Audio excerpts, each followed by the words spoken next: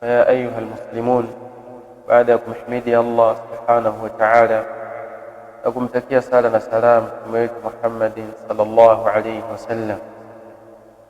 Katika mambo yanayopendeza mtu kuyafanya baada ya kutekeleza taa ya aina yoyote, sawa sawa ikawa ndani ya msimu wa khairi kama ilipomalizika ndani ya mwezi mtukufu wa Ramadhan, au baada ya kutekeleza faradhi, basi ni al-ijtihadu bin nawafil, ni mtu kujitahidi katika ibada za sunna.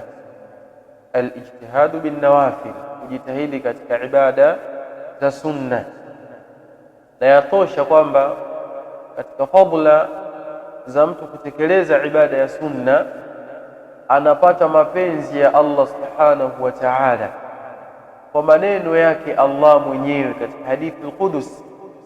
Allah subhanahu wa ta'ala asema, wama zala abdi yataqarrabu ilayya bin nawafil hatta uhibbahu.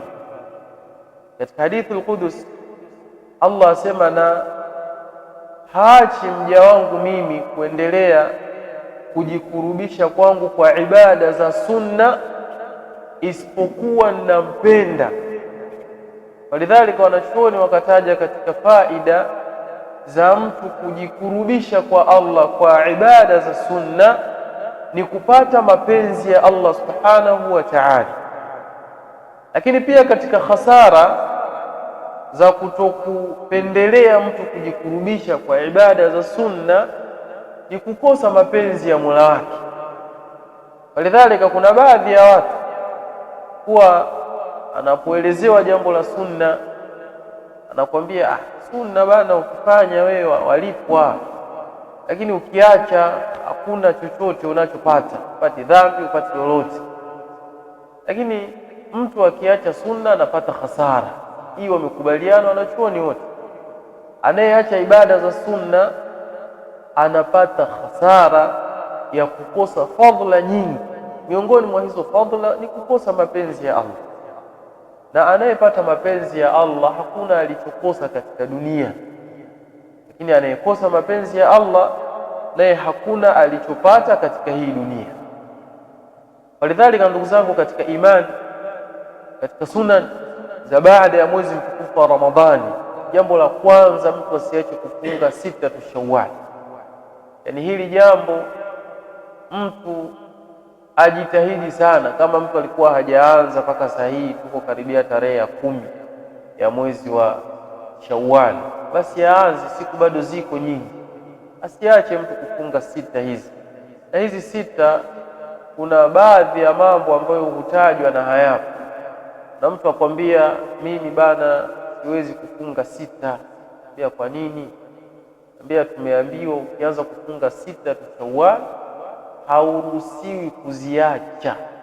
Yani ukianza ndo umeanza, maisha yako yote inabidi ufunge sita tu Shawwal. Hili si kweli. Unaweza ukafunga mwaka huu, mwaka unaokuja ukiona mambo hayajakaa vizuri ufungi na hupati makosa yoyote, kwa sababu hii ni sunna.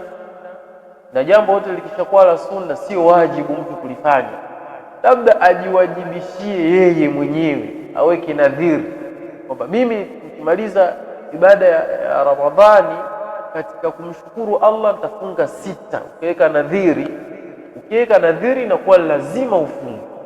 Lakini maadamu hujaweka nadhiri yoyote, wewe wafunga ukiwa na uwezo, una uwezo ufungi. Na wengine wasema kwamba katika masharti ya kufunga sita lazima mtu uandae kabisa mtu wako wa kukurithi. Wewe si wafunga sita, uwe na mtu wako pembeni kabisa, umemweka bana, mimi ikitokea nimefariki au nimepata udhuru wowote, basi wewe utaendeleza sita hizi. Na hilo jambo pia halijathibiti wala halipo katika asili ya dini. Na jambo jingine pia, kuna baadhi ya watu wanaogopa kufunga sita. Mwambia sasa mimi nikifunga sita, familia wakiniambia tena masuala ya Eid ya sita itakuwaje? Masuala ya kununua nguo, kwanza tena kuna kutoa zakatul fitri ya sita. Haya mambo yote hayapo. hakuna idi ya sita wala hakuna zakatul fitri ya sita, bali sita mtu anafunga, akimaliza basi kama sunna zingine, kama mtu anayefunga Jumatatu na Alhamisi, kama anayefunga masiku matatu katika kila mwezi. Walidhalika tusiwache baada ya kumaliza faradhi ya funga ya Ramadhani tuendeleze hii sunna ya funga ya Shawwal siku sita, na vile vile mtu tusiache kisimamo cha usiku. Tulikuwa tuwasimama wengi walilahi alhamdu msikitini, simama kwa uimara kabisa na thabati. Tuendelee pia baada ya Ramadhani, simama we mwenyewe na njia nzuri zaidi ili usipate uzito, simama baada ya ishai. Umeswali msikitini bado una nashati ya ibada, swali rakaa zako 2, swali na witri moja yakifika. Hii kwa kufanya tadarrub, kwa kujipa mazoezi na kutosha. Kila siku swali hizo 2. Iko siku utaona hizi hazitoshi, utaongeza 2 zingine, utaenda hivyo mpaka itafikia hapo utaona jambo la kawaida litakukaa sasa, itakuwa ni sehemu katika maisha yako. Lakini tusiwache, umemaliza ishai, swali rakaa 2 za kablia, swali rakaa 2, weka nia kwamba waswali 2 za qiyamul layl, utapata malipo ya qiyamul layl. Swali na 1 ya witr, nenda kalale mpaka alfajiri. Ukiwa waweza kuamka nyumbani, amka nyumbani, swali angalau rakaa 2, 4, 6, chache. Anza na chache katika tadarrub. Wema waliotangulia, kuna mmoja amejifunza kisimamo cha usiku miaka 20. Miaka 20 mtu anajifunza tu namna gani atazoea kusimama usiku, mpaka akaja kuzoea ni miaka 20. Lakini sisi tunataka mtu akianza basi ndani ya wiki awe ameshakuwa mcha Mungu, au ameshaona athari ya ibada, ameshakuwa mzoefu. Mambo yaenda taratibu, kidogo kidogo, mambo hayataki haraka. Na vile vile katika jambo mtu hatakiwi kuliacha baada ya Ramadhani ni usomaji wa Qur'an. Usomaji wa Qur'an, limadha? Lianna Qur'ana hayati almuslim, sababu Qur'an ni maisha ya Muislamu ya kila siku. Desturi yako, kanuni yako ni Qur'an. Walidhalika, yani haiwezekani mtu akaachana na maisha yake. Kama maisha yetu sisi ni Qur'an, basi inawezekana vipi ukaacha maisha yako ukaishi bila maisha yako? Lidhalika tusomeni Qur'ani pia masiku haya ya nje ya Ramadhani.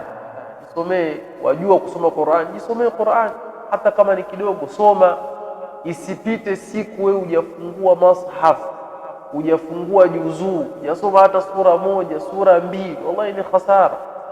Na unaweza ukaingia katika kauli ya Mtume sallam siku ya Kiyama, waqala ar-rasul ya rabbi inna qaumi ittakhadhu hadha al-Qur'ana mahjura.